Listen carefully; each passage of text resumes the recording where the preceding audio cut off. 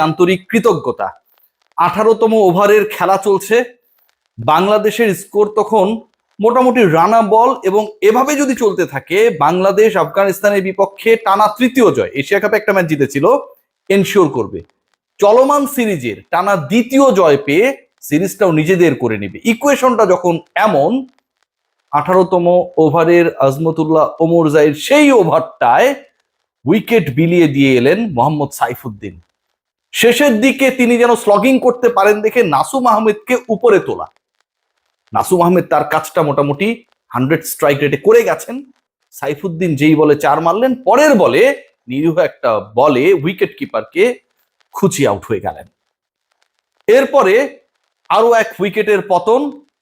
সাইফুদ্দিনের পর যখন রিশাদও আউট, বাংলাদেশের শেষ 2 ওভারের ইকুয়েশনটা 19 রানের, 12 বলে 19 করতে হবে।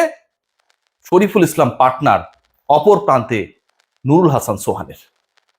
নুরুল হাসান সোহান যেই ক্রিকেটার তার ক্যারিয়ারের টি-20 ক্যারিয়ারের পুনর্জন্ম হওয়ার পর চতুর্থ ম্যাচে ব্যাট করার সুযোগ পেলেন, যার 3টায় তিনি অপরাজিত থাকলেন, এবং টানা 2 ম্যাচে, এই যে বাংলাদেশ আজকে সিরিজে জিতলো না আফগানিস্তানকে হারিয়ে, আফগানিস্তান ভার্সেস বাংলাদেশ টি-20 সিরিজটা এখন বাংলাদেশের, এই টানা 2 ম্যাচে ইম্প্যাক্টফুল উইনিং নকটা খেললেন নুরুল হাসান সোহান।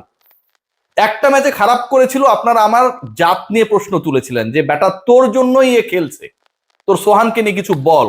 আমার সোহানকে নিয়ে এখন বলছি, শুনুন। আমি সোহানকে ফিরাইনি ভাই, সে তার পারফরমেন্সে ফিরেছে, কিন্তু যারা মনে করেন রিয়াসাদের জন্য সোহান জাতীয় দলে আবার ব্যাক করেছে, তাদের জন্য আমার এই আলোচনা।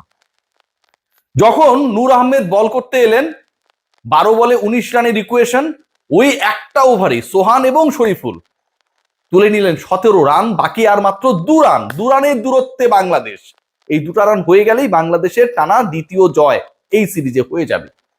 সোহান প্রথম বলেই যে ছক্কাটা মারলেন, বলটা কই গেছে ক্যামেরাও ভালোভাবে ট্রেস করতে পারে নাই। প্রেসার রিলিজ করা সেই ছক্কা বাংলাদেশকে জিতিয়েছে। তার আগেও তিনি ছক্কা মেরেছেন আর 2টা, কিন্তু 19তম ওভারের প্রথম বলে মারা ছক্কাটা পুরো বাংলাদেশের কনফিডেন্স অ্যান্ড কম্পন, দুরু দুরু নিঃশ্বাস, বাংলাদেশ জিততে পারবে তো। যেই বাংলাদেশ মোটামুটি একটা দারুণ স্টাবলিশমেন্টের মধ্যে গেল, প্রথম 3 উইকেট হারানোর পর পাওয়ার প্লেতে 3 জন ব্যাটার নেই, সাইফ নেই, ইমন নেই, তামিম নেই, ঠিক সেই বাংলাদেশ পা হরকালো পরবর্তী সময়ে যখন শামীম হোসেন পাটোয়ারি জাস্ট উইকেটটা বিলিয়ে দিয়ে এলেন, এলবিডব্লিউর ফাঁদে পড়ে ক্যাপ্টেন জাকের ইনিংসটাকে আর বড় করতে পারলেন না 32-এর বেশি।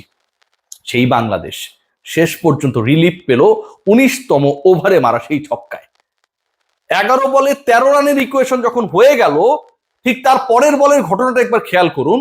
হোয়াইট উইকেট কিপার বল কালেক্ট করতে ব্যর্থ, সেখান থেকে হচ্ছে দৌড়ে একটা এক্সট্রা রান। সোহানের ক্ষিপ্রতায় যখন তিনি স্ট্রাইকিং এন্ড থেকে নন স্ট্রাইকিং এন্ডে দ্বিতীয় এক্সট্রা রানের জন্য দৌড়াবেন, 22 রানের জন্য দৌড়াবেন, পড়ে যাওয়া শরীফুল, নন স্ট্রাইকিং এন্ডে পড়ে যাওয়া শরীফুল দৌড়ে কমপ্লিট করলেন। যেই বলটা হয়নি ওয়াইডের কারণে, একটা রান তো ওয়াইডের কারণেই, সাথে আরো 2টা রান অ্যাড হলো। বাংলাদেশের ওই এক বলের মধ্যেই অ্যাড হয়ে গেল ছক্কার সাথে আরো 3 রান, 9 রান। প্রেসার গন সোহান যখন থাকেন অন। লাস্ট ম্যাচে 23 রানের ইনিংস খেলেছিলেন, দলকে জিতিয়ে শেষ পর্যন্ত মাঠ ছেড়েছিলেন। যেভাবে তার আনঅর্থোডক্স শটগুলো খেলছিলেন, অনেকেই নানাভাবে তাকে ব্যঙ্গাত্মক ভাবে তাকে বর্ণনা করার চেষ্টা করেছেন সোশ্যাল মিডিয়ায়। সেই লর্ড সোহান তো সত্যি সত্যি শারজায় আজকে লর্ডে পরিণত হলেন। এই বাংলাদেশের সোহান যদি না থাকতেন লাস্ট ম্যাচে ওর আজকের ম্যাচে, বুকে হাত দিয়ে বলতে পারবেন যে বাংলাদেশ এই ম্যাচটা বের করতে পারতো, আগের ম্যাচটা বের করতে পারতো? পারতো না ভাই। শরীফুল যখন ব্যাট করছিলেন, সোহান যখন অপর প্রান্তে, ওই যে একটা ছক্কা নন স্ট্রাইকিং ইন থেকে শরীফুল দেখেছেন কিভাবে পেটানো যায়। নূরের বলে শরীফুলও স্ট্রেইটে 4 মেরে দিলেন। শরীফুল যেন তখন সোহানের থেকেও বেটার ব্যাটার হয়ে গেলেন। শরীফুলকে দেখে মনে হচ্ছিল বোলিং এর থেকেও ব্যাটিং করাটা যেন তার কাছে অনেক বেশি সহজ আর আনন্দের। পার্টনার যদি এমন হন, পার্টনার যদি হৃদয়ে নিংড়িয়ে খেলাটা খেলেন, পার্টনার যদি কঠিন সিচুয়েশনকে সহজ করে তোলেন, তাহলে অপর সঙ্গীর জন্য কঠিন কাজটা সহজ হয়ে যায়। আজকে এই ম্যাচটায় নুরুল হাসান সোহান যে রোল প্লে করেছেন, যেভাবে শরীফুলকে খেলিয়েছেন, নিজে খেলেছেন, প্রেসার রিলিজ করেছেন। যখন তিনি একটা সিঙ্গেল নিয়ে শরীফুলকে স্ট্রাইকে দিলেন, ধারাভাষ্যকার বলছিলেন কেন এই সিঙ্গেলটা নেওয়ার দরকার ভাই, তখনও বাংলাদেশে আরো 2 উইকেট রয়েছে। আর শরীফুল আমাদের লম্বায় যতটা, ছক্কাগুলো তার থেকে অনেক বড় বড় দূরে দূরে মারতে পারেন। সেই কনফিডেন্সের জায়গা আউল ফাউল যারা কমেন্ট্রি করতে এখানটায় এসেছেন, অনেকে চিনিই না আসলে সত্যি কথা, তাদের থেকে অন্তত আমাদের ক্যাপ্টেন সোহান অনেক ভালো জানেন। ক্যাপ্টেন বলছি এ কারণেই, যে এই দলটার ক্যাপ্টেন হওয়ার যোগ্যতম দাবিদার হচ্ছেন তিনি। লিটন কুমার দাসের অনুপস্থিতিতে জাকের আলীর থেকে উইকেটের পেছনে কিংবা ক্যাপ্টেন্সিতে কিংবা ফিনিশিং রোলে নুরুল হাসান সোহান যে মোর বেটার অপশন, টানা 2 ম্যাচ জিতিয়ে যেন সেটাই প্রমাণ করে দিলেন। খেয়াল করে দেখুন যে আজকের এই ম্যাচটা যেভাবে বাংলাদেশ খেলেছে, আজকের এই ম্যাচে বাংলাদেশ যেই প্রেসারে পড়েছে, 3টা উইকেট নেই এবং এই 3 উইকেটের পতন হলো কি অল্প সময়ের মধ্যে, 6 ওভারের মধ্যে 3 জন ব্যাটার নেই।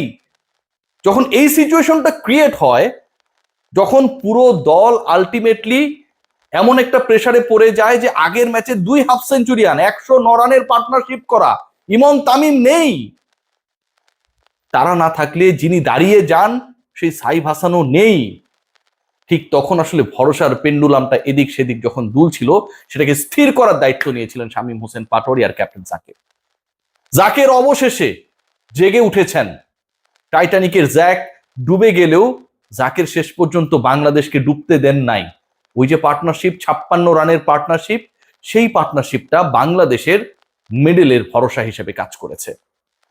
শামীম হোসেন পাটোয়ারির স্ট্রাইক রোটেশন, শামীম হোসেন পাটোয়ারির পিটুনি, শামীম হোসেন পাটোয়ারি 150 স্ট্রাইক রেটে ব্যাট করা, এভরিথিং ওয়াজ ফাইন। জাস্ট তিনি যেভাবে আউট হয়েছে সেটা কোনোভাবেই কাম্য না। জাকের যেভাবে রশিদ খানের দ্বারা ট্র্যাপড হলেন, রশিদ এভাবেই বাংলাদেশের ব্যাটারদের দিনের পর দিন ম্যাচের পর ম্যাচ ট্র্যাপ করছেন। তারপরও আমার অ্যানালিস্ট কিংবা ব্যাটিং কোচ কোন ঘোড়ার ডিমের ঘাস কাটে সেটা আমাদের জানা নেই রে ভাই। একইভাবে, একই বলে, একই ওয়েতে, একই কৌশলে রশিদ খান এদেরকে আউট করেন ম্যাচের পর ম্যাচ, ম্যাচের পর ম্যাচ। এগুলো থেকে বের হতে পারে না বাংলাদেশ। নুরুল হাসান সোহান আজকে যদি না থাকতেন, আর বোলিং ডিপার্টমেন্টের ক্ষেত্রে নাসুম আহমেদ যদি কিপটেমি বোলিংটা না করতেন, বাংলাদেশে আজকে সত্যি খবর ছিল। খেয়াল করে দেখুন শেষের দিকে মুস্তাফিজের কামব্যাক বোলিং বল হাতে অসাধারণ ছিল।